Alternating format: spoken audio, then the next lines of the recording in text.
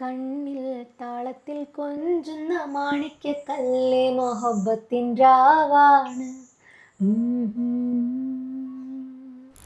നന്നായിട്ട് പ്രാർത്ഥിച്ചിരുന്നു നമ്മുടെ സിനിമയ്ക്ക് എന്തെങ്കിലും ഉണ്ടാവണേ എന്നുള്ളത്, നല്ലപോലെ ആഗ്രഹിച്ചിരുന്നു. കിട്ടിയപ്പോൾ ഭയങ്കര സന്തോഷം. ഇഷ്കിൻ പത്തരമാറ്റുള്ള പൂമിഴിച്ചേലുള്ള മോഹത്തിൻ കമറാണ്. മേൽക്കോയ്മ എന്ന് പറഞ്ഞത് എല്ലായിടത്തും ഉണ്ട്, ജോലി സ്ഥലത്തും എല്ലായിടത്തും ഉണ്ട്. അതായത് നമ്മളുടെ ഫ്രീഡം, നമ്മളെ കൊണ്ട് നമ്മുടെ ജീവിതത്തിൽ നമുക്ക് കിട്ടേണ്ട സാധനങ്ങൾ വേണ്ട എന്ന് പറഞ്ഞിട്ട് നിർത്തുന്ന ആളുകൾ ഒരുപാടുണ്ട് ജീവിതത്തിൽ. അപ്പം അതിനൊക്കെ വല്ലാണ്ട് പ്രതിഷേധിക്കാണ്ട്, പക്ഷെ എനിക്കുള്ളത് ഞാൻ നേടിയെടുക്കും എന്ന് വളരെ സട്ടിലായിട്ട് പറയുന്നൊരു സിനിമയാണ് ഫാസിൽ. അത് വളരെ ബ്യൂട്ടിഫുൾ ആയിട്ട് ചെയ്തിട്ടുണ്ട്. ഒരു എഴുത്തുകാരി എന്നുള്ള രീതിയിൽ എഴുതിയിട്ടുള്ള കുറച്ച് കാര്യങ്ങൾ ഇതുവരെ ആരെടുത്തും പറഞ്ഞിട്ടില്ല. ശരിക്കും എന്താണ് നമുക്ക് മാത്രം കിട്ടിയിട്ടുള്ളതാണ്. പറയാൻ പറ്റില്ല. ആക്ച്വലി ഞാൻ അങ്ങനെ ആഗ്രഹിച്ചിരുന്നു. പറഞ്ഞ പോലെ 1001 സിനിമയ്ക്ക് എനിക്ക് അതിലെ സോങ് എഴുതണം എന്ന് ആഗ്രഹിച്ചിട്ടാണ് ഞാൻ പോയത്. പക്ഷെ സിനിമ അഭിനയിച്ചു കഴിഞ്ഞപ്പം പിന്നീട് അത് ഇഷ്ടപ്പെട്ടു. ഫാസിൽ എനിക്ക് സ്ക്രിപ്റ്റ് അയച്ചു തന്നപ്പോൾ എൻ്റെ അടുത്ത് പറഞ്ഞിരുന്നു ഫെമിനിച്ചി ഫാത്തിമ എന്നതിൻ്റെ പേര് എങ്ങനെയാണ്. അപ്പം ഞാൻ പറഞ്ഞ ആ പേരാണ് അതിൻ്റെ ഒരു ഇത്. ഞാൻ പറഞ്ഞതുകൊണ്ട് മാത്രമല്ല, ഹി നോസ് ഇറ്റ്. ഞാൻ പറഞ്ഞ ആ പേര് ഭയങ്കര നല്ല രസമുള്ള പേരാണ്. ആ പേര് കാണുമ്പം അതിലെന്താണ് എന്നുള്ളൊരു ആകാംക്ഷ ഉണ്ടാവും. ഫെമിനിച്ചി ബിക്കോസ് ആൾക്കാർ എടുക്കുന്നത് അതൊരു നെഗറ്റീവ് വാക്കായിട്ടാണ്. അപ്പം ഇതിലെന്തെങ്കിലും ഉണ്ടാവും എന്ന് ഒരു മാർക്കറ്റിംഗ് സ്ട്രാറ്റജി കൂടെയാണ് ആ നെയിം ഫെമിനിച്ചി ഫാത്തിമ എന്നുള്ള പേര്. 72ാമത് ദേശീയ ചലച്ചിത്ര പുരസ്കാര വേദിയിൽ മലയാളത്തിൽ നിന്ന് തിരഞ്ഞെടുക്കപ്പെട്ട ഏറ്റവും മികച്ച ചിത്രം ഫെമിനിച്ചി ഫാത്തിമ. ഫെമിനിച്ചി ഫാത്തിമയിലെ ഫെമിനിച്ചി ഫാത്തിമ ഷംല ഹംസ നമ്മോട് കൂടെയുണ്ട്. നമസ്കാരം. Thank you so much. ഈ ഒരു ദേശീയ പുരസ്കാര വേള എങ്ങനെയാണ് നോക്കിക്കാണുന്നത്? സന്തോഷമുണ്ട്, ഒരുപാട് സന്തോഷമുണ്ട്. ലൈക്ക് ഞങ്ങൾ സ്റ്റേറ്റ് അവാർഡ് കഴിഞ്ഞതിന് ശേഷം പിന്നെ എല്ലാവരും നോക്കിക്കാണുന്ന ഒരു സംഭവമാണ് ദേശീയ അവാർഡ്. നന്നായിട്ട് പ്രാർത്ഥിച്ചിരുന്നു നമ്മുടെ സിനിമയ്ക്ക് എന്തെങ്കിലും ഉണ്ടാവണേ എന്നുള്ളത്, നല്ലപോലെ ആഗ്രഹിച്ചിരുന്നു. കിട്ടിയപ്പോൾ ഭയങ്കര സന്തോഷം. പ്രതീക്ഷിച്ചിരുന്നു? പ്രതീക്ഷിക്കല്ല, കുറേ ആഗ്രഹിച്ചു കിട്ടാൻ വേണ്ടിയിട്ട്. IFFK തുടങ്ങിയ ജേണിയാണ്. IFFK നിന്ന് നേരിട്ട് സ്റ്റേറ്റ് അവാർഡിൽ നിന്ന് ദേശീയ പുരസ്കാരം. ഒരു ഗ്രാഫ് വളരെ ഹൈ ആയിട്ടാണ് പോകുന്നത്. അപ്പോൾ സിനിമയിൽ രണ്ടാമത്തെ സിനിമയാണ്. അപ്പോൾ ഒരു രണ്ടാമത്തെ സിനിമ ആവുമ്പോഴേക്കും ഈ ഒരു ലെവലിലേക്ക് എത്തിയപ്പോൾ ഉണ്ടായിട്ടുള്ളൊരു ആത്മാഭിമാനം ഉണ്ടാവില്ലേ? അത് എത്രമാത്രം ഉണ്ട്? ഞാൻ ഒരിക്കലും സിനിമ ബാക്ക്ഗ്രൗണ്ടിൽ നിന്നല്ല വരുന്നത്. പക്ഷേ എന്നെ ഏറ്റവും കൂടുതൽ സപ്പോർട്ട് ചെയ്യുന്നത് എൻ്റെ ഉമ്മ എന്ന ഹസ്ബൻഡാണ്. അപ്പോൾ അങ്ങനെ ഒരു സപ്പോർട്ട് കിട്ടിയത് കൊണ്ട് എനിക്കതിൽ അഭിനയിക്കാൻ പറ്റി. വളരെ ഹാപ്പിയാണ്. അൺഎക്സ്പെക്റ്റഡ് ആയിട്ടുള്ള സെലിബ്രേഷനാണ് ഇപ്പോൾ ലൈഫിൽ നടന്നുകൊണ്ടിരിക്കുന്നത്. പക്ഷെ ഞാൻ ഏറ്റവും കൂടുതൽ ആലോചിക്കുന്നത് ഫാസിലിനെ പറ്റിയാണ്. ലൈക്ക് ഫാസിലിൻ്റെ ഫസ്റ്റ് സിനിമയാണിത്. അതിന് IFFK വൻ ഗംഭീര വരവേൽപ്പായിരുന്നു. അത് കഴിഞ്ഞിട്ട് സ്റ്റേറ്റ് അവാർഡും നല്ല അടിപൊളിയായിട്ട് കൊണ്ടുപോയി. പിന്നെ ദേശീയ അവാർഡിൽ മികച്ച സിനിമ. അപ്പം നമുക്ക് എല്ലാവർക്കും വലിയൊരു സെലിബ്രേഷൻ ആണ്. ആദ്യത്തെ സിനിമ 1001 നുണകൾ എന്നുള്ളതാണ്. അപ്പം നേരത്തെ പറഞ്ഞു എനിക്ക് സിനിമ ബാക്ക്ഗ്രൗണ്ട് ഒട്ടും ഇല്ല. അപ്പോൾ തീർച്ചയായിട്ടും ഇതിൻ്റെ വളരെ പ്രൊസീജിയേഴ്സിലൂടെ കടന്നിട്ടായിരിക്കാം സിനിമയിലേക്ക് എത്തിയത്.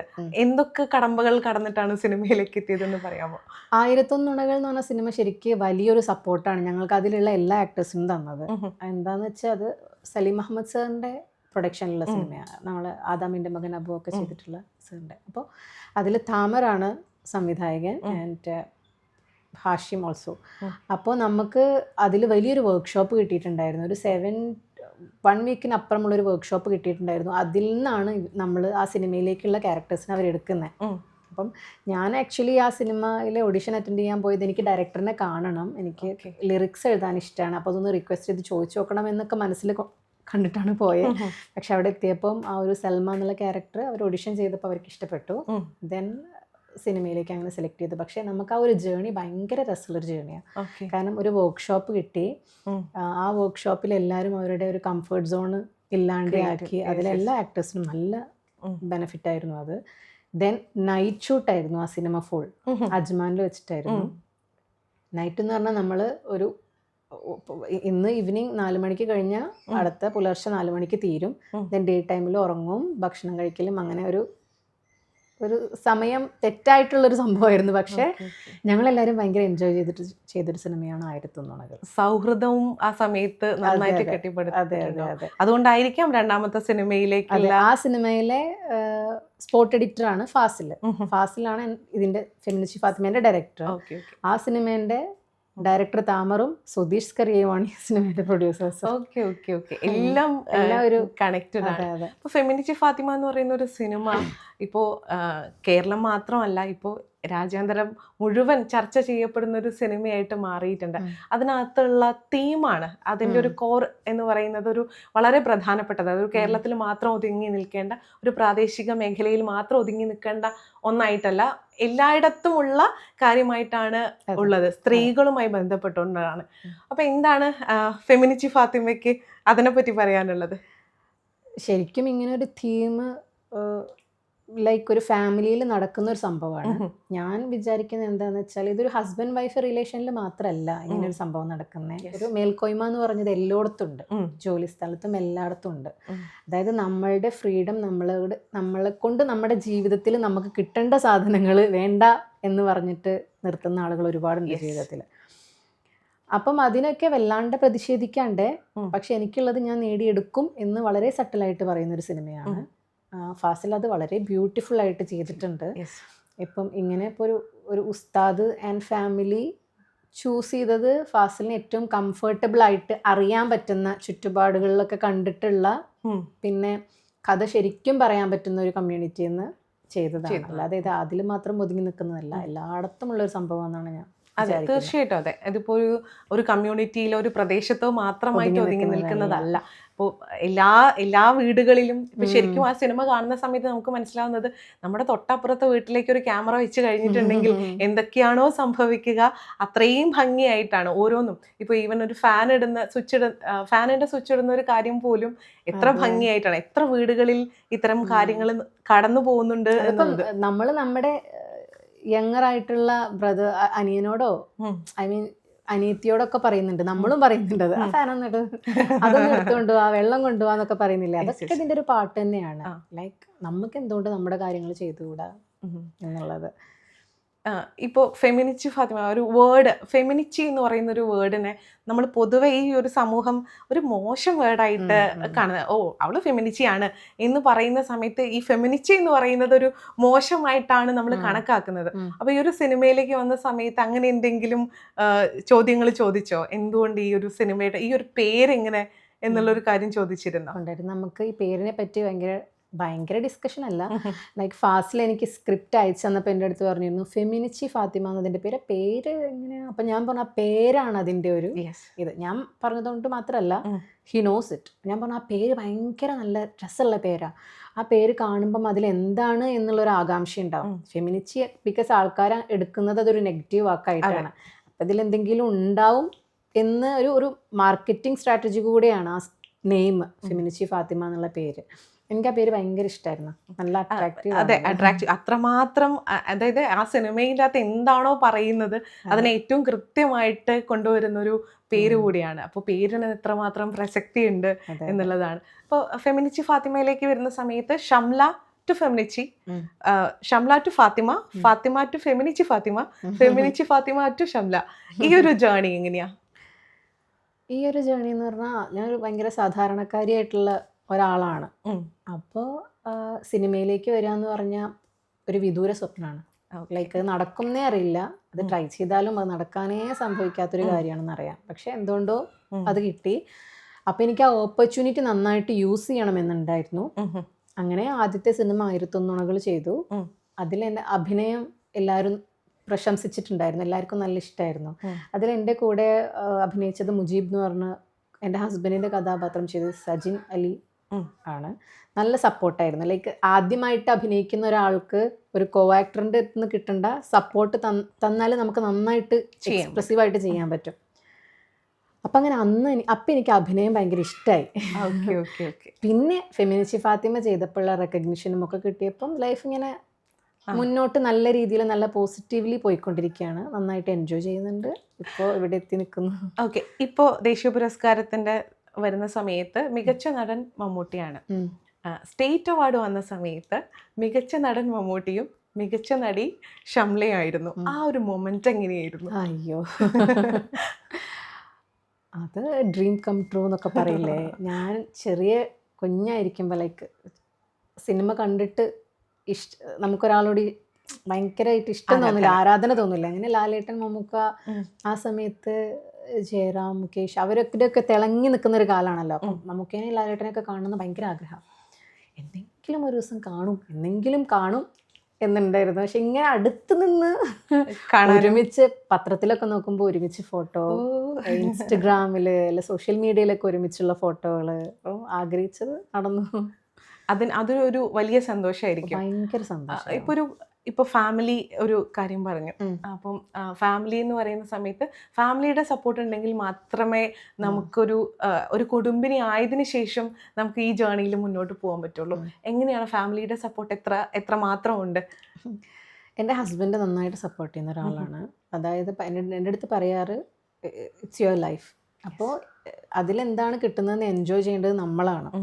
സോ അത് ചെയ്യുക. പിന്നെ അതിൻ്റെ ആഫ്റ്റർ എഫക്ട്സ് ഒക്കെ അപ്പം വരുന്നത് അപ്പം നമ്മൾ തന്നെ അനുഭവിക്കണം. അതൊക്കെ മുൻകൂട്ടി കണ്ട് ധൈര്യം ഉണ്ടെങ്കിൽ ചെയ്യുക എന്നുള്ളൊരു മെൻറ്റാലിറ്റി ഉള്ള ഒരാളാണ്. എന്നെ ഒരുപാട് സപ്പോർട്ട് ചെയ്തിട്ടുണ്ട്. എൻ്റെ അടുത്ത് ഒരേ ഒരു കാര്യം പറഞ്ഞുള്ളൂ, മോളെ കൊണ്ടുപോകുമ്പോൾ കൃത്യമായിട്ട് നോക്കണം, ആരടുത്തും കുഞ്ഞിനെ കൊടുക്കരുത്, അറിയാത്തവരുടെ അടുത്ത് ആരടുത്തും കൊടുക്കരുത്, ഇപ്പോഴത്തെ കാലാണ്. അങ്ങനെ കുറേ ബ്രെയിൻ വാഷ് ഒക്കെ ചെയ്തു. പക്ഷെ ശരിയാണ്, നമ്മൾ നല്ല ശ്രദ്ധിക്കണം എന്ന് പറയും. ഞാൻ നല്ല ശ്രദ്ധിക്കാറുണ്ട്. അതെ. ഇപ്പോൾ നമ്മൾ ഈ ഒരു ക്യാരക്ടറിലേക്ക് വരുന്ന സമയത്ത് ഇതിനു മുൻപും ഇത്തരത്തിലുള്ള കഥാപാത്രങ്ങൾ ഉണ്ടായിട്ടുണ്ട്. ഇപ്പം നമ്മൾ പറയുകയാണെങ്കിൽ പാഠമൊന്നൊരു വിലാപം നമുക്ക് പറയാം, പെരുമഴക്കാലം നമുക്ക് പറയാം, ഗദ്ദാമ പറയാം. ഒരു മുസ്ലിം ഒരു ഇതിൽ നിന്ന് വന്നുകൊണ്ടുള്ള ഒരു കഥയാണ് ഇതിലൊക്കെയും പറയുന്നത്. അപ്പം അങ്ങനെ ഏതെങ്കിലും ഒരു കഥയോ കഥാപാത്രമോ ഇതിലേക്ക് സ്വാധീനിച്ചിട്ടുണ്ടോ? ഞാൻ ആക്ച്വലി ഡയറക്ടർ പറയുന്നത് ആൾക്ക് എത്രയാണോ നമ്മുടെ ഇത് എക്സ്പ്രഷൻസോ എന്താണെങ്കിലും ആ ക്യാരക്ടർ എങ്ങനെയാണോ വേണ്ടത് അതുപോലെ ചെയ്യാനാണ് ഇഷ്ടപ്പെടുന്നത്. സ്വാധീനിച്ചിട്ടുണ്ടോ എന്ന് ചോദിച്ചാൽ എനിക്ക് ഉർവശി മാമിൻ്റെ സിനിമകൾ ഭയങ്കര ഇഷ്ടമാണ്. അവർ ചെയ്യുന്ന രീതി ഭയങ്കര ഇഷ്ടമാണ്. അതുപോലെ പാർവതി തിരുവോത്ത്.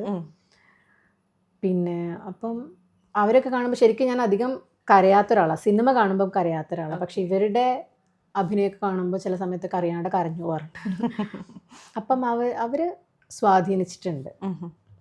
എന്തെങ്കിലും കോപ്പി ചെയ്യാൻ വേണ്ടി ശ്രമിച്ചിട്ടുണ്ടോ? ഏതെങ്കിലും മാനറിസമോ അല്ലെങ്കിൽ ആ തരത്തിൽ എന്തെങ്കിലും കാര്യങ്ങൾ? ശരിക്കും അത് നമുക്ക് ഓട്ടോമാറ്റിക്കായിട്ട് വരും, ബിക്കോസ് ഒരുപാട് ഇഷ്ടപ്പെടുമ്പോൾ. പക്ഷെ എനിക്ക് തോന്നുന്നു അങ്ങനെ ഉണ്ടായിട്ടില്ല തോന്നുന്നു. നമുക്ക് അറിയാൻ പറ്റില്ല സംഭവിച്ചിട്ടുണ്ടോ എന്നുള്ളത്. കാരണം കുറേ കണ്ടിട്ട് നമുക്ക് ഓട്ടോമാറ്റിക്കലി വരുന്നുണ്ടെന്നുള്ളത്. ഇതിനകത്ത് മറ്റൊരു കാര്യം പറഞ്ഞു, ഇപ്പൊ സംവിധായകൻ പറയുന്നത് പോലെ അഭിനയിക്കാനാണ് എനിക്ക് ഇഷ്ടം, ആ ഒരു രീതിയിൽ പറഞ്ഞു. അപ്പോൾ എപ്പോഴും ഒരു സിനിമ ചർച്ച നടക്കുന്ന സമയത്ത് ഏറ്റവും കൂടുതൽ വരുന്ന ചോദ്യം, സിനിമ എന്ന് പറയുന്നത് സംവിധായകൻ്റെതാണോ അഭിനേതാവിൻ്റെതാണോ, ആർക്കാണ് കൂടുതൽ പ്രാധാന്യം അവിടെ ഉള്ളത് എന്ന് പറഞ്ഞു. ഫെമിനിച്ചി ഫാത്തിമ എന്ന് പറയുന്ന ഫിലിമിൽ ഏറ്റവും കൂടുതൽ പ്രാധാന്യം ആർക്കാണുള്ളത്? സംവിധായകന്റെ ഭാഗത്ത് നിന്നാണോ അല്ലെങ്കിൽ നിങ്ങൾ അഭിനേതാക്കളാണോ? ആരാണ് കൂടുതൽ എഫേർട്ട് അതിനകത്ത് എടുത്തിട്ടുണ്ടായിരുന്നത്? രണ്ടുപേരും എന്ന് എനിക്ക് തോന്നുന്നത്. പക്ഷേ ഒരു സിനിമ എഴുതി അയാൾക്ക് എങ്ങനെയാണോ ആ സിനിമ വേണ്ടത് അതിനനുസരിച്ചാണ് അയാൾ നടന്മാരെയോ നടിമാരെയോ സെലക്ട് ചെയ്യുന്നത്. അപ്പം നമ്മളെയൊക്കെ ചൂസ് ചെയ്തത് എന്തുകൊണ്ടാന്ന് വെച്ചാൽ ഫാസിൽ എന്ന സംവിധായകന് ആ കഥാപാത്രങ്ങൾക്ക് കൃത്യമായിട്ടുള്ള ആളുകളാണെന്ന് തോന്നിയത് കൊണ്ടായിരിക്കും എന്നാണ് ഞാൻ വിശ്വസിക്കുന്നത്. പിന്നെ തീർച്ചയായിട്ടും ആക്ടേഴ്സിൻ്റെ കോൺട്രിബ്യൂഷൻ ഓഫ് കോഴ്സ് അതിലുണ്ട്. അത് അയാൾക്ക് നമ്മൾക്ക് കൃത്യമായിട്ടൊന്നും കൊടുക്കാൻ പറ്റിയില്ലെങ്കിൽ ഒരു പക്ഷേ സിനിമ അയാൾ വിചാരിച്ച പോലെ ആയിരിക്കില്ല. അപ്പം രണ്ടും ഈക്വലായിട്ട് പോകുന്നു. നിങ്ങൾക്ക് എന്തെങ്കിലും കോൺട്രിബ്യൂഷൻസ് ഒക്കെ ഇപ്പം സംവിധായകൻ പറയുന്ന അല്ലെങ്കിൽ എഴുത്തിനപ്പുറത്തേക്ക് ആക്ടർ എന്ന നിലയിൽ നമുക്ക് എന്തെങ്കിലും അധികം കോൺട്രിബ്യൂഷൻസ് കൊടുക്കാൻ പറ്റിയിട്ടുണ്ടോ ഈ ഒരു സിനിമയിൽ? അല്ലെങ്കിൽ ഇങ്ങനെ ആയാൽ നല്ലതായിരിക്കും എന്ന് പറയുന്ന ഏതെങ്കിലും ഒരു അവസരങ്ങളൊക്കെ ഉണ്ടായിട്ടുണ്ടോ? ഞാൻ ഈ കട്ട് പറയില്ലേ, കട്ട് പറയുന്നവരെ ചെയ്തുകൊണ്ടിരിക്കുന്നത് എന്താണോ അത് ചെയ്തുകൊണ്ടിരിക്കും. ബിക്കോസ് ചിലപ്പോൾ നമുക്ക് നോർമൽ ആക്ടിവിറ്റീസിൽ നിന്ന് ആ സിനിമയ്ക്ക് ആവശ്യമുള്ള എന്തെങ്കിലുമൊക്കെ ഉണ്ടാവും. അപ്പം ഫാസിലിന് ആവശ്യമുള്ളത് കഴിഞ്ഞിട്ടുണ്ടെങ്കിലും ഇപ്പം ബെഡ് പൊക്കി കൊണ്ടുപോകുന്ന ഭാഗങ്ങൾ ചിലപ്പം കട്ട് വിളിക്കണ വരെ നടക്കും, വേദനിച്ചാലും. Okay okay. ചിലപ്പോൾ ഫാസിൽ നിൽക്കും, നടന്നോട്ടേ എന്ന് വിചാരിച്ചിട്ട്, പോണ ദൂരം പോയിക്കോട്ടെ എന്ന് വിചാരിച്ചിട്ട്. അങ്ങനെ ഒരു 1-2 സമയത്ത് എൻ്റെ അടുത്ത് ചോദിച്ചിട്ടുണ്ട്, എങ്ങനെയാ ഇങ്ങനെ നടന്നത്, ആ നടത്തം കണ്ടപ്പോൾ കുറച്ചുകൂടെ നടന്നോട്ടേ എന്ന് തോന്നി. അപ്പോൾ അതൊക്കെ എനിക്ക് ആ സിനിമ അത്ര ഇഷ്ടപ്പെട്ടതുകൊണ്ടാണ് നമ്മൾ അങ്ങനെ ചെയ്തത്. അപ്പോൾ അതൊക്കെ ഒരു കോൺട്രിബ്യൂഷൻ ആയിരിക്കാം ഒരു പക്ഷേ. പിന്നെ ഫാസിൽ നല്ല ഫ്രീ ആയിട്ട് ഉള്ളൊരു ഡയറക്ടറാണ്. അതായത് ഇപ്പം ഞാനും കുമാർ സുനിലാണ് എൻ്റെ ഹസ്ബൻഡായിട്ട് അഭിനയിച്ചിട്ടുള്ളത്. വളരെ ഒരു നല്ല ഒരു അഭിനേതാവാണ് അയാൾ. അതുപോലെ വിജി വിശ്വനാഥ്, എൻ്റെ കൂടെ അഭിനയിച്ചിട്ടുള്ള എല്ലാവരും. അപ്പോൾ അവരൊക്കെ നന്നായിട്ട് സപ്പോർട്ട് ചെയ്തിട്ടുണ്ട്. പിന്നെ നമുക്ക് എന്തെങ്കിലും ഫാസിലിനോട് ചോദിക്കാം, നമ്മളിങ്ങനെ ചെയ്തോട്ടെ അല്ലെങ്കിൽ ഇങ്ങനെ പറഞ്ഞോട്ടെ എന്നൊക്കെ ചോദിച്ച്, ഇഫ് ഹീസ് ഓക്കെ പറയും, കുഴപ്പമില്ല പറഞ്ഞോ, നമുക്ക് നോക്കാം. ഓക്കെ അല്ലെങ്കിൽ പറയാം അത് വേണ്ട. Okay okay. അപ്പോൾ നമുക്ക് നമ്മുടെ സജഷൻസ് എടുക്കുന്ന ഒരു ഡയറക്ടറാണ്. ഓക്കെ. അതിന്റെ ഗുണം തീർച്ചയായിട്ടും ഉണ്ട്. പിന്നെ ഇതിനകത്ത് ഇപ്പോൾ അഭിനേതാക്കളെ കാര്യം പറഞ്ഞു. സാധാരണ ഒരു സിനിമ എടുക്കുന്ന സമയത്ത് എന്നും കണ്ടു പരിചയിക്കുന്നതല്ലാത്ത ഒരുപാട് മുഖങ്ങളും നമ്മൾ ഇതിനകത്ത് കണ്ടിട്ടുണ്ട്. പൊന്നാനിയിൽ നിന്നാണ് ഈ ഷൂട്ട് ചെയ്തിട്ടുള്ളത്. പൊന്നാനിക്കാർ ഇതിനകത്ത് അഭിനയിച്ചിട്ടുണ്ടെന്ന് പറഞ്ഞു. എന്താണ് പൊന്നാനി അനുഭവം? നല്ല ആളുകളാണ്. ഞങ്ങൾ ഷൂട്ട് ചെയ്ത വീടിൻ്റെ പ്രത്യേകത എന്താണെന്ന് വെച്ചാൽ, അവിടുത്തെ വീട്ടുകാർ തന്നെയാണ് നമുക്ക് ഭക്ഷണമൊക്കെ ഉണ്ടാക്കി തന്നിരുന്നത്. അവിടുത്തെ വീട്ടുകാർ നമ്മളെ നല്ലോണം കെയർ ചെയ്തിട്ടുണ്ട്. എൻ്റെ മോൾക്കൊരു റൂമിൽ തൊട്ടിലൊക്കെ കെട്ടി തന്നു. ഫാസിലാണ് ചെയ്തത്, പക്ഷെ അവര് അതിനൊക്കെ സപ്പോർട്ട് ചെയ്ത് തന്നു. പിന്നെ എൻ്റെ മോളെ നന്നായിട്ട് കെയർ ചെയ്തിട്ടുണ്ട് അവിടുത്തെ എഴുത്ത. അപ്പോൾ നല്ല ആളുകളാണ്. പിന്നെ ഇവരുടെ പ്രത്യേകത എന്താണെന്ന് വെച്ചാൽ, അവർ ഇപ്പം തൊട്ടടുത്തൂടെ ഇപ്പോൾ ചില കുട്ടികളൊക്കെ നടന്നു പോകണമെങ്കിൽ പറയുമ്പോൾ ഒരു സീനുണ്ട്, അഭിനയിക്കാം. അങ്ങനെ ഒരുപാട് കുട്ടികൾ അതിലുണ്ട്. പിന്നെ ആ വീട്ടിലെ ഇത്തമാര് ആ സിനിമയിൽ അഭിനയിച്ചിട്ടുണ്ട്. ആ മീൻ വാങ്ങാൻ പോകുന്ന ഭാഗങ്ങളിൽ, പിന്നെ ഒരു ഉസ്താദിനെ കാണാൻ പോകുന്നുണ്ടല്ലോ, പോലീസ് പിടിക്കുന്നത്. അപ്പൊ അവിടെയൊക്കെ ഉള്ളത് ആ ചുറ്റുവട്ടത്തുള്ള വീട്ടിലുള്ള ആളുകൾ തന്നെയാണ്. അതിൽ അവരും അതിന്റെ ഭാഗമായിട്ട് വന്ന സമയത്ത് അവരാരെങ്കിലും വിളിക്കോ, ഈ സന്തോഷം പങ്കുവെക്കൊക്കെ ചെയ്തു? ചെയ്യാറുണ്ട്. വിളിക്കാറുണ്ട്. അപ്പോൾ പൊന്നാനിക്കാരോടുള്ള നന്ദിയും കൂടെ ഉണ്ട് ഈ കൂട്ടത്തില്. പിന്നെ മറ്റൊരു കാര്യം, നമുക്ക് ഭാഷയുമായിട്ട് ബന്ധപ്പെട്ടുകൊണ്ട് കുറച്ചുകൂടെ കംഫർട്ടബിൾ ആയിരുന്നു ഈ ഒരു ഭാഷ. പാലക്കാട്ടുകാരിയാണ്. പാലക്കാട് ടു പിന്നെ ഈ പൊന്നാനി എന്ന് പറയുന്ന സമയത്ത് ഭാഷയിൽ കൃത്യമായിട്ടുള്ള അന്തരങ്ങളുണ്ട്. ചെയ്യാൻ പറ്റിയോ സിനിമയിൽ? എൻ്റെ വീട് തൃത്താലയാണ്. തൃത്താല എന്ന് പറഞ്ഞാൽ എടപ്പാൾ പൊന്നാനിന്ന് കുറച്ച് സമയമുള്ളൂ, ഒരു 1 hourന്റെ ഉള്ളിലേ ഉള്ളൂ. പിന്നെ നമ്മൾ ചുറ്റുവട്ടത്തും വീട്ടിലും ഒക്കെ സംസാരിക്കുന്നത് ആ ഒരു സ്ലാങ് തന്നെയാണ്. കുറച്ചുകൂടെ ഇപ്പൊ ഇന്റർവ്യൂസിലൊക്കെ കുറച്ച് പോളിഷ് ചെയ്ത് സംസാരിക്കുന്നേ ഉള്ളൂ. അല്ലെങ്കിൽ വീട്ടിലൊക്കെ അങ്ങനെ തന്നെയാ സംസാരിക്കുക. അതെ, ഓഫ്കോഴ്സ് നമ്മള് ഒരു പബ്ലിക് പ്ലേസിൽ പോകുമ്പോ സംസാരിക്കുന്നതും വീട്ടിൽ സംസാരിക്കുന്നതും തീർച്ചയായിട്ടും ഡിഫറെന്റ് ആണ്. അപ്പൊ സ്ലാങ് കൈകാര്യം ചെയ്യാൻ ബുദ്ധിമുട്ടുണ്ടായിരുന്നില്ല. പിന്നെ ഞാൻ പഠിച്ചത് തൃശ്ശൂര് പഠിച്ചിട്ടുണ്ട്, കോഴിക്കോടാണ് ഞാൻ ബിടെക് ഒക്കെ കംപ്ലീറ്റ് ചെയ്തത്. പിന്നെ കുറെ ഫ്രണ്ട്സ് പല സ്ഥലങ്ങളിലുണ്ട്. പിന്നെ എനിക്ക് ഇമിറ്റേറ്റ് ചെയ്യാൻ ഇഷ്ടമാണ്. അപ്പോൾ സ്ലാങ് കൈകാര്യം ചെയ്യാൻ ബുദ്ധിമുട്ടുണ്ടായില്ല. ഇപ്പോൾ ആദ്യത്തെ സിനിമ അല്ലെങ്കിൽ രണ്ടാമത്തെ സിനിമ ആവുമ്പോഴേക്ക് തന്നെ ഈ ഒരു ലെവലിലേക്ക് എത്തിയ, അതായത് ഇത്രയും പുരസ്കാരങ്ങളൊക്കെ നേടി നിൽക്കുന്ന ഒരു സമയത്ത് പിന്നെ ഏതെങ്കിലും ഒരു സിനിമ വന്നോ, അല്ലെങ്കിൽ ഇതിൻ്റെ ഇത് വെച്ചുകൊണ്ട് നമുക്ക് ഓക്കെ അത്രയൊക്കെ കിട്ടിയതാണല്ലോ, അപ്പം ഈ ക്യാരക്ടറൊക്കെ ഏത് രീതിയിലാണ് എടുക്കാനും അങ്ങനത്തെ കാര്യങ്ങളൊക്കെ ഏത് രീതിയിലാണ് ചിന്തിക്കുന്നത്? ഇപ്പം ഞാൻ ആലോചിക്കുന്നത് എന്താണെന്ന് വെച്ചാൽ, സിനിമകൾ ചെയ്യുക. ഇപ്പം എങ്ങനത്തെ ക്യാരക്ടർ, നല്ല ക്യാരക്ടർ ആണെങ്കിൽ സിനിമകൾ ചെയ്യുക. അല്ലാതെ മോശം, നമുക്ക് ഒന്നും അത് നമുക്കൊരു വേർത്തി അല്ല എന്ന് തോന്നുന്ന ക്യാരക്ടർ ചെയ്തിട്ട് കാര്യമില്ലല്ലോ. നല്ലതാണെങ്കിൽ കണ്ടിന്യൂസ്ലി ചെയ്തുകൊണ്ടിരിക്കുക. അല്ലെങ്കിൽ അതിൻ്റെ ഒരു പ്രസൻസ്, നമ്മളൊരു മുഖം ആൾക്കാർ മറന്നു പോകും. അപ്പം ചെയ്യാന്നുള്ളതാണ്. പിന്നീട് നല്ല ഇതുപോലെ ഫെമിനിച്ചി ഫാത്തിമ പോലെ ഡെപ്തുള്ള ക്യാരക്ടർ കിട്ടുമായിരിക്കും. ഇപ്പൊ ഞാൻ എൽ ക്ലാസിക്കോ ചെയ്യുന്നുണ്ട്, മുഹസിൻ തരാരി ആൻഡ് സക്കറിയ ഇടയൂരുണ്ട്. ആൻഡ് പ്രേം പാറ്റ ചെയ്ത് കഴിഞ്ഞു, ലിജീഷ് കുമാർ ആൻഡ് ആമിർ പള്ളിക്കലിന്റെ സിനിമ. അതിന്റെ ഡബിങ് ഒക്കെ കഴിഞ്ഞു, ഉടനെ തന്നെ പുറത്ത് വരും. അപ്പം അങ്ങനെയുള്ള സിനിമകൾ ചെയ്ത് ഇവിടെ നിൽക്കുക എന്നുള്ളതാണ് ഇപ്പം. അപ്പോൾ ഈ ഒരു ക്യാരക്ടറിൽ നിന്നുള്ള എൻറ്റയർ ചേഞ്ച് ആണോ? ക്യാരക്ടറിനെ പറ്റി പറയുന്നതല്ല, മാറ്റങ്ങളുണ്ടോ പുതിയ സിനിമയിലെ ക്യാരക്ടറുമായിട്ട്? അല്ലെങ്കിൽ ഇതേപോലെ തന്നെ ഇതിന്റെ അതേ ഷെയ്ഡ് പിടിച്ച്? അല്ല, ഡിഫറൻസ് ഉണ്ട്. ലിമിറ്റ് ചെയ്യപ്പെടാൻ ഞാൻ ആഗ്രഹിക്കുന്നില്ല. ഇപ്പോൾ ഷംന പുതുതായിട്ടാണ് സിനിമയിലേക്ക് വന്നിട്ടുള്ളത്. അപ്പോൾ ഒരുപാട് ആളുകളുടെ സ്വപ്നമാണ് സിനിമയിലേക്ക് എത്തിപ്പെടുക എന്നുള്ളത്. അപ്പം അങ്ങനെ വരുന്ന ആളുകളോട് ഷംനയ്ക്ക് പറയാനുള്ളത് എന്താ?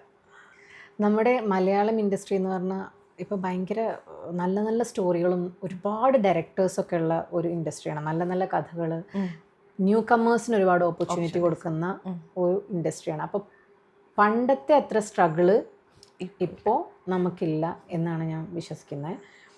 ഇപ്പോൾ ഇമെയിൽ അയച്ചാൽ, ഓഡിഷൻ ഇമെയിൽ അയച്ചാൽ റെസ്പോണ്ട് ചെയ്യും എന്നാണ് എനിക്ക് തോന്നുന്നത്. കാരണം പണ്ട് അങ്ങനെ ചെയ്തിട്ടുണ്ട്. ഞാൻ ചെയ്തിട്ടുണ്ട്. ഞാൻ 1001 നുണകൾ കഴിഞ്ഞ ശേഷം എനിക്കൊരു ഗ്യാപ്പ് ഉണ്ടായിരുന്നു. കല്യാണം കഴിഞ്ഞു, പിന്നെ സിനിമ റിലീസാവുന്നത് ഒരു 1.5 years ഒക്കെ കഴിഞ്ഞിട്ടാണ്. അപ്പോൾ ഒരു ഗ്യാപ്പ് ഉണ്ടായിരുന്നു. അതിൻ്റെ ഇടയിൽ വീണ്ടും സിനിമകൾ കിട്ടാൻ വേണ്ടി ഞാൻ ഒരുപാട് ഓഡിഷൻസിനൊക്കെ അയച്ചിട്ടുണ്ട്. അപ്പം ഞാൻ പറയുന്നത് എന്താ വെച്ചാൽ പണ്ടത്തെ അത്ര സ്ട്രഗിൾ ഇപ്പം ഇല്ല, ബട്ട് സ്റ്റിൽ ഉണ്ട്. എന്നാലും നമുക്ക് എത്തിപ്പെടാൻ ഒരുപാട് എളുപ്പമുണ്ട്. ഇപ്പോൾ ഇൻസ്റ്റഗ്രാം അങ്ങനത്തെ സോഷ്യൽ മീഡിയ അക്കൗണ്ട്സിലൊക്കെ പണ്ടതൊന്നും ഇല്ലല്ലോ. അപ്പോൾ എനിക്ക് തോന്നുന്നു ഇപ്പോൾ എളുപ്പമാണ്. എൻ്റെ എല്ലാവരും ട്രൈ ചെയ്യുക, അതാണ് പറയാനുള്ളത്. എല്ലാവരും ട്രൈ ചെയ്യണം. ട്രൈ ചെയ്യുക, ഡയറക്ടേഴ്സിനെ കോൺടാക്ട് ചെയ്യുക. ആ സിനിമയിൽ അവർ പറഞ്ഞതുപോലെ എൻ്റെ ട്രൈ കണ്ടിട്ട് അവള് വീണടാ. അതെ, പുതിയ ഒരുപാട് സിനിമകൾക്ക് ഓഡിഷൻ കോൾസ് ഒക്കെ വന്നിട്ടുണ്ട്, ഡെയിലി നമ്മൾ കാണുന്നുണ്ട്. ആദ്യ കാലത്തൊക്കെ നമ്മൾ ഓഡിഷൻ ഉണ്ടോയെന്ന് നമുക്കറിയില്ലല്ലോ, ആരും ആ മെസ്സേജ് തരാനില്ല. പക്ഷെ ഇപ്പം അങ്ങനെയല്ല, ഇപ്പം ഇടയ്ക്കിടയ്ക്ക് കാസ്റ്റിംഗ് കോൾസ് ഒക്കെ വരുന്നത്. എല്ലാവരും ട്രൈ ചെയ്യണം എന്നാണ് എനിക്ക് പറയാനുള്ളത്. ഇതിനകത്ത് പറഞ്ഞ സമയത്ത് ആദ്യം പറഞ്ഞൊരു കാര്യമുണ്ട്, ഞാൻ കുറേ എഴുതുമായിരുന്നു, എഴുതിയിട്ട് പാട്ട് സിനിമയിലേക്ക് വരണമെന്നാണ് ആദ്യം ആഗ്രഹിച്ചത്. അപ്പോൾ ഒരു എഴുത്തുകാരി എന്നുള്ള രീതിയിൽ എഴുതിയിട്ടുള്ള കുറച്ച് കാര്യങ്ങൾ ഇതുവരെ ആരെടുത്തും പറഞ്ഞിട്ടില്ല. ശരിക്കും എന്താണ് നമുക്ക് മാത്രം കിട്ടിയിട്ടുള്ളതാണ്. പറയാൻ പറ്റില്ല. ആക്ച്വലി ഞാൻ അങ്ങനെ ആഗ്രഹിച്ചിരുന്നു. പറഞ്ഞ പോലെ 1001 നുണകൾ സിനിമയ്ക്ക് എനിക്ക് അതിലെ സോങ് എഴുതണം എന്ന് ആഗ്രഹിച്ചിട്ടാണ് ഞാൻ പോയത്. പക്ഷെ സിനിമ അഭിനയിച്ചു കഴിഞ്ഞപ്പം പിന്നീട് അത് ഇഷ്ടപ്പെട്ടു. പിന്നെ അതാണ് ഇഷ്ടം. പിന്നീട് ഇപ്പോഴത്തെ ലിറിസിസ്റ്റുകളെയും എഴുത്തുകാരെയും കാണുമ്പോൾ നമ്മൾ എഴുതിയതൊക്കെ ഒരു മുഖ്യ വ്യക്തിയാണ് തോന്നുന്നത്. ഒന്നും പുറത്തെടുക്കരുത്. പക്ഷെ എന്തെങ്കിലുമൊക്കെ ഒന്ന് നമുക്ക് എന്താ പറയുക, ഷംന എന്ന് പറയുന്ന ഒരു ആക്ടറിനപ്പുറത്തേക്ക് ഒന്നുകൂടി ഉണ്ട്. ഇനിയിപ്പോൾ നാളെ ഇപ്പം നേരത്തെ പറഞ്ഞു നിങ്ങളുടെ ഡയറക്ടറൊക്കെ പല രീതിയിൽ എഴുത്തും കാര്യങ്ങളൊക്കെ കൊണ്ടുവന്നിട്ടുള്ള ആളാണ്. അപ്പം അതുപോലെ എനിക്ക് ഇങ്ങനൊരു കാര്യം കൂടി ഉണ്ട് എന്ന് കാണിക്കാൻ പറ്റുന്ന നമ്മൾ പ്രേക്ഷകർക്ക് വേണ്ടിയിട്ട് 2-3 വരികളൊക്കെ പറയാം. പാടണമെങ്കിൽ പാടാൻ പറയാം. ഈ 1001 നുണകൾ സിനിമ അറ്റൻഡ് ചെയ്തു, അതിൽ അഭിനയിക്കാൻ സെലക്ട് ചെയ്തപ്പം ഞാൻ വിചാരിച്ചു ഞാൻ ആ സിനിമയ്ക്ക് വേണ്ടി ഒരു സോങ് എഴുതി. പക്ഷെ അത് ആ സിനിമയ്ക്ക് അതിന്റെ സിറ്റുവേഷനുമായിട്ട് യോജിച്ചു പോകാത്തത് കൊണ്ട് പ്രിൻസിപ്പിൾസും.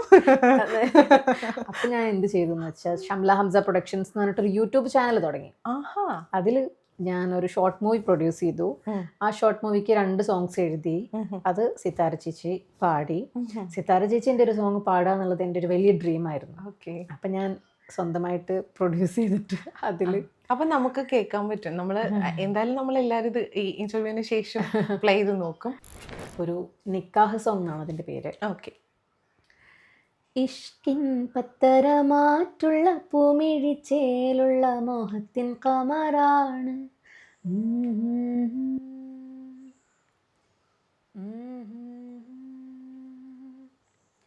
കണ്ണിൽ താളത്തിൽ കൊഞ്ചുന്ന മാണിക്യക്കല്ലേ മൊഹബത്തിൻ രാവാണ്,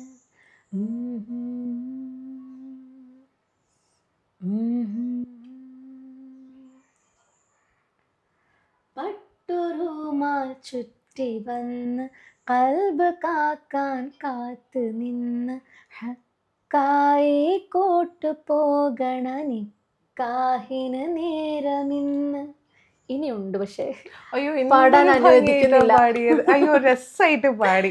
അപ്പം എഴുത്തുകാരിയും പിന്നെ ആക്ടറും മാത്രമല്ല, അത്യാവശ്യം വേണമെങ്കിൽ നമുക്ക് പാട്ടും പാടാം. അത്രയും നല്ല ഗംഭീരമായിട്ട് പാടി.